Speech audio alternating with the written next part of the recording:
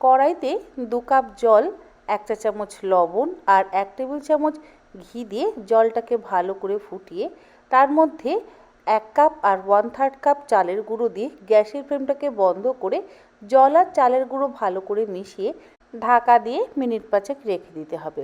5 minute পর ঢাকাটাকে খুলে নিয়ে অল্প অল্প করে আরও 1/2 কাপ পরিমাণে চালের গুঁড়ো দিয়ে ভালো করে মিশিয়ে একটা নরম ডো তৈরি করে নিতে হবে।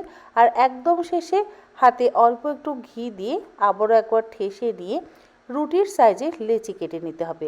তারপরে চালের গুঁড়ো দিয়ে একটা একটা করে রুটি বেলে নিয়ে গরম তাওয়ায় উল্টে পাল্টে সেঁকে নিলেই তৈরি হয়ে যাবে নরম তুলতুলে চালের আটার রুটি।